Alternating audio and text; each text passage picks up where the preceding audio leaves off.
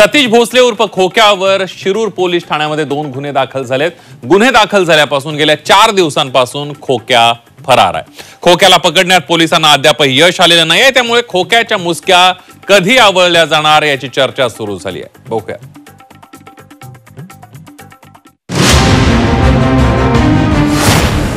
बीडचा खोक्या गेला कुणीकडे? गुन्हे दाखल झाल्यापासून खोक्या फरार। खोक्याच्या मागावर पोलिसांची पथकं। बुलढाणा जिल्ह्यातील एका व्यक्तीला मारहाण केल्याप्रकरणी बीडच्या सतीश भोसले उर्फ खोक्या विरोधात 2 गुन्हे दाखल करण्यात आले। एका व्यक्तीला बॅटने मारहाण करतानाचा व्हिडिओ समोर आल्यानंतर गुंड खोक्यावर हे गुन्हे दाखल झाले। यात पोलिसांनी स्वतः फिर्यादी होत पहिला गुन्हा नोंदवलाय, तर बावी परिसरात ढाकणे पिता पुत्राला मारहाण केल्याप्रकरणी खोक्यावर दुसरा गुन्हा दाखल करण्यात आलाय। मात्र गुन्हे दाखल होऊन 4 दिवस झाले तरी खोक्याला पकडण्यात पोलिसांना यश आलेलं नाहीये।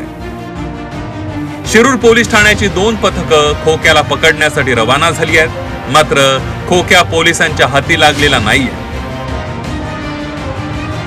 अटकेच्या संदर्भात काय कारवाई केली आतापर्यंत? कुणाला ताब्यात घेतलंय, चौकशी केली, नेमकी काय? अटकेच्या अनुषंगाने आम्ही 2 पथके रवाना केलेली आहेत। आरोपी मिळून येतच त्याला अटक करू आहोत। अटकेच्या संदर्भात काय कारवाई केली आतापर्यंत? कुणाला ताब्यात घेतलंय, चौकशी केली, नेमकी काय?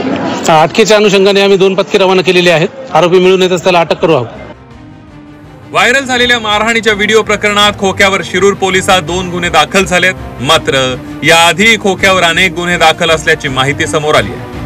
शिरूर मध्ये एका व्यक्तीला बॅटने मारहाण केल्याप्रकरणी 2 गुन्हे दाखल आहेत। शेवगाव मध्ये कौटुंबिक हिंसाचार आणि सदोष मनुष्यवधाचा गुन्हा दाखल आहे। पाटोद्यातील अमळनेर मध्ये खुनाचा प्रयत्न, मारहाण, घातक शस्त्राने मारहाण, बेकायदेशीर जमाव जमवून दंगा घडवून आणण्याचा गुन्हा खोक्यावर दाखल आहे। नेवासामध्ये सदोष मनुष्यवध, दंगा घडवून आणण्यासंदर्भात गुन्हा दाखल आहे। पाथर्डीमध्ये अपहरणाचा गुन्हा आणि शिरूरमध्ये घातक शस्त्राने मारहाण, बेकायदेशीर जमाव जमवून दंगा घडवून आणण्यासंदर्भात गुन्हा दाखल आहे।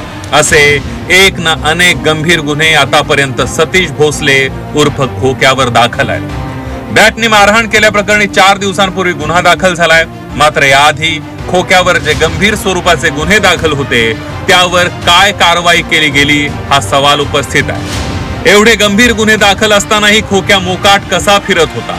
सोशल मीडियावर शोबाजी करणारा खोक्या पोलिसांना कसा सापडला नाही, असे एक ना अनेक प्रश्न उपस्थित होत आहेत। आता चर्चा झाल्यानंतर आणि माध्यमांनी विषय उचलून धरल्यानंतर पोलिसांची धावपळ सुरू झाली आहे। मात्र 4 दिवस खोक्या पोलिसांच्या हाती सापडलेला नाहीये, त्यामुळे खोक्या गेला कुठे असा प्रश्न उपस्थित होतोय।